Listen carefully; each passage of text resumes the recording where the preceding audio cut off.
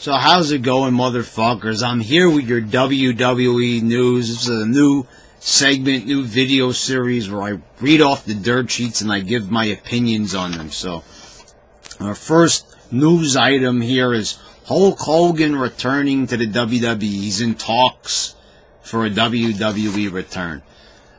So I'm happy about this. I think it was a bunch of BS that, he was fired due to the comments, obviously what Hogan said, he didn't know he was being recorded when he said it. You've got people like Mark Henry who are not happy about this, but we look back on Hogan's history and we all know that the guy's not a racist. It would be foolish to think so. I mean, they're coming at this guy hard. It's showing that people get too emotional over things, and Hogan is a legend. We can't just erase this man from history because he said a little something and he didn't even know that he was being recorded. Like, if this was not recorded, you wouldn't have even known that he said this. And I did a rant on this when it happened 3 years ago, or whatever it was, 3-4 years ago. So people getting upset, they just get upset because, it gives them an excuse to be outspoken, to talk about something, and they know that a lot of people are going to agree with them. So, it's good material for a video, it's good material for a TV show, it's good material for an ESPN show, but, at the end of the day, if we think about it logically and we calm down and we kind of really, look at the individual who's saying this, and we look at, how he's interacted with people of color throughout his whole career and his whole life, we know that it really doesn't carry a lot of water when you say Hulk Hogan is a racist, because it just simply is not true. But, people will say what they want. They're going to say, oh, he's a hidden racist, but whatever the case may be, it looks like Hogan's on his way back, and if they're in talks with him, I am pretty sure that he's going to find his way back, because Hogan is not getting any younger. And we saw what happened with Macho Man. He was on the verge of returning. He was pretty much back. And, I think it would be a good idea now to do what they want to do with Hogan before it's too late, before he gets too old, before, it doesn't look good to have him on screen anymore. So, he said, I don't know what he really means by this, but Hogan says that he wants to help others learn from, where he went wrong. I don't know if that's, if he's talking about PR, because he, got caught on tape. So I don't think that's what he means. What I think he means is that he wants to help the younger kids in the business. And the thing is, that's going to be a waste of time, obviously. We've all heard from many people through all the shoot interviews and everything that, these new talents out there, the Sami Zayns, the Kevin Owens, they don't want to listen to the Vince Russos, to the Kevin Nashes.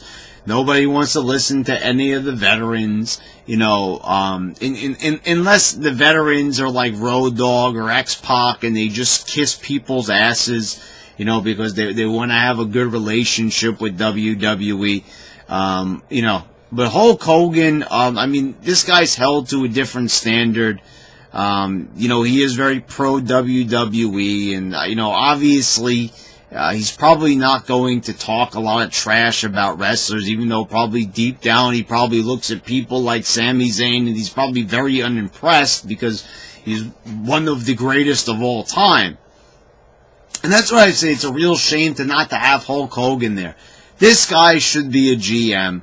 You know what I'm saying? If you're going to have Kurt Angle as a GM on Raw, there's been rumors that, Daniel Bryan will step down as the, I think isn't that what he said? If he loses on at WrestleMania, what's going to happen? So, obviously I think Bryan will lose and probably Hogan is going to probably end up becoming the GM. So I'd be happy with that. We all know that the booking's still going to be miserable, but it would make the show slightly more enjoyable seeing Hulk Hogan on there. Ronda Rousey talked to ESPN, and god damn was that a bad idea. I mean, holy cow. Ronda Rousey, man. I mean, I don't know what happened to her, if she's like on something or whatever the case may be, if she's on antidepressants or something. I mean, it's like I don't want to have to come at the girl just for the sake of coming at her. But I mean, man, someone needs to sit down with this girl and she needs to have a psych evaluation. I mean, I already talked about it long before she came to the WWE and when she appeared at Royal Rumble.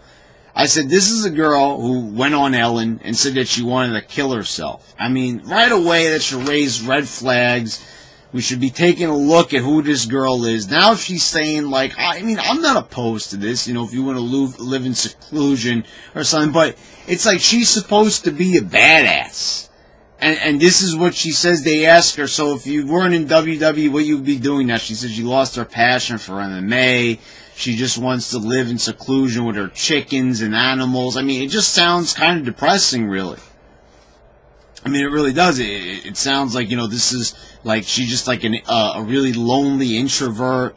And, we know that she has a husband. I mean, God bless the guy. I mean, that must be one hell of a fucking trip being married to Ronda Rousey. And by a trip, I mean like a negative one. Like, I mean, this girl has a lot of problems. I mean, she said a lot of weird things, and this was kind of like, it's kind of really just like out of the blue, just fucking saying that. I mean, like, I'm not used to hearing like big time athletes and celebrities like this, Usually they at least, even the kooks in Hollywood, at least have the fucking know-how to make an interview sound more exciting and make themselves sound more important. But she's out there saying, oh, I just want to go live in the woods like a damn hermit. It just, and I don't even think she mentioned her husband in that line, which was a bit odd. She talked about her animals, but talks about damn chickens, but she's not talking about her man, which is kind of weird. So, not only is she really odd and weird in her promos and like, just her weird demeanor and her constant smiling, which I don't know if that's McMahon telling her to go out there and do that.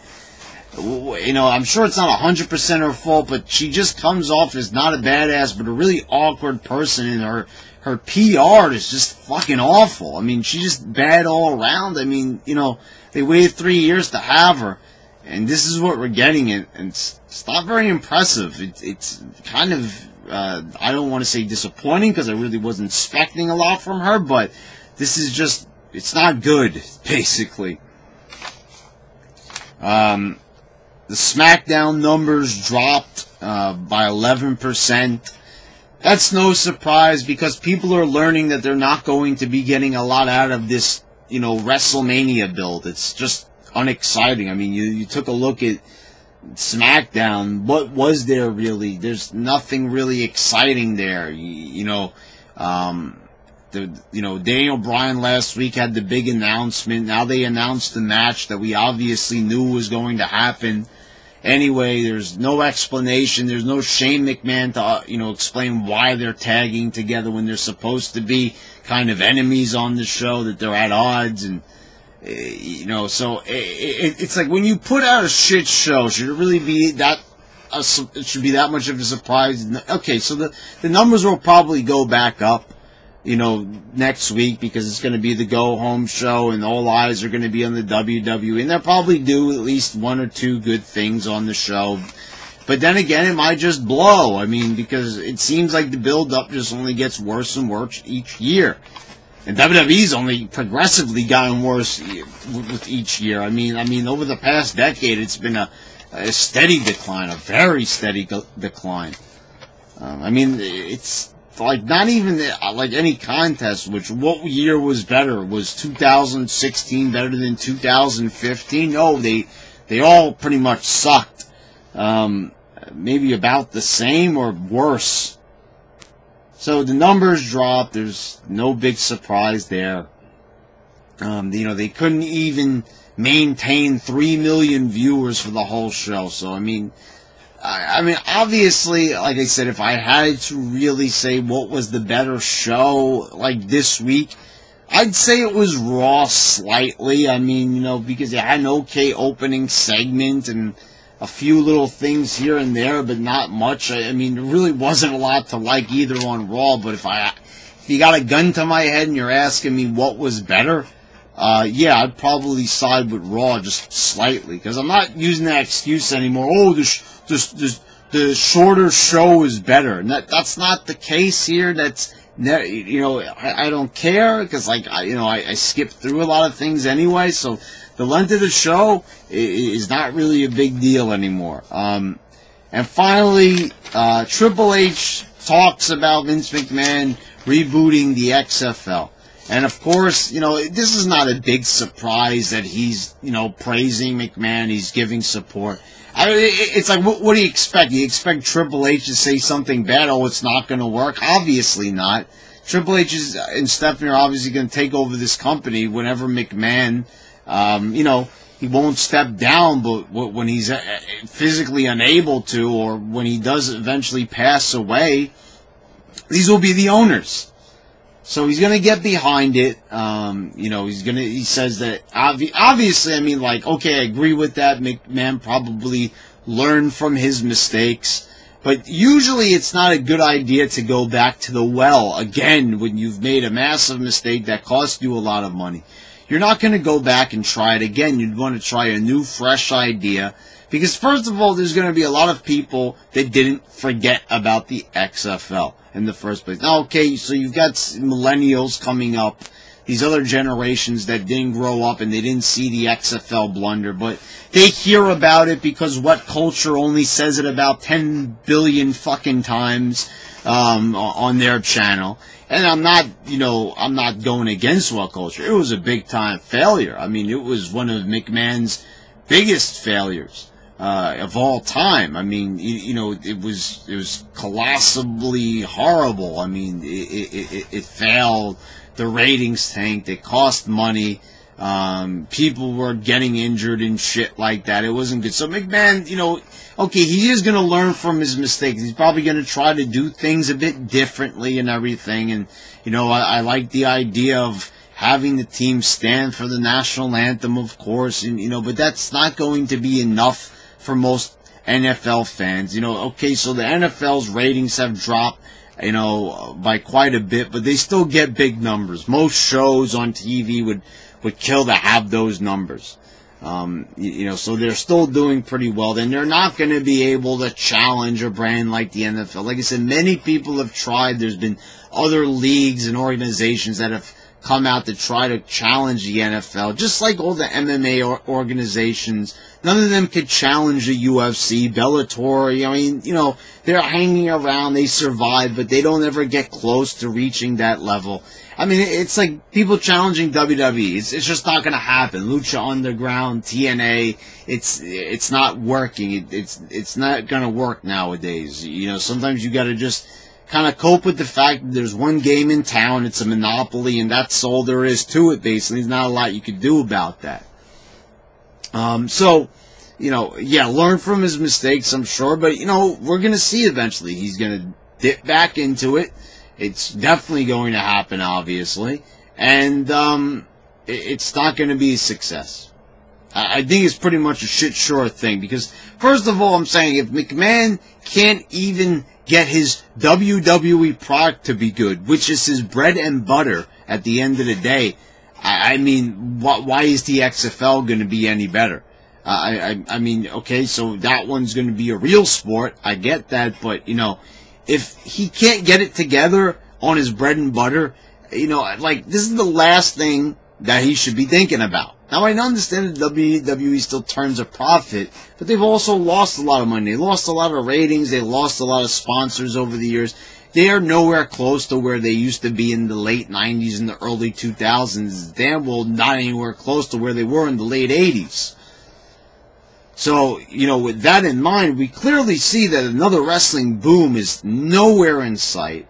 So why he would venture off into another venture is beyond me. I mean, like, shouldn't he focus on improving what's already ailing before going to something else that, once again, will ail once more? It doesn't make any sense to me, really. But then again, nothing that Vince McMahon does nowadays makes any sense. The shows don't make any sense. None of the business moves make any sense. I don't know why out of the blue they decided to appeal to internet smarts, you know, besides getting a niche audience week after week. I mean, it's not getting new customers. I mean, the idea of a business should be trying to get new customers, not just maintain the ones you have. I mean, you want to maintain the ones you have, but you also, you know, you want to gain more, and they are spinning their wheels like they've been for like a decade now. They're not getting anywhere fast. So there you go, guys. There is your WWE news. Hope you enjoyed it. You know, as more news comes out, there will be more videos to come. Anyway, guys, until next time.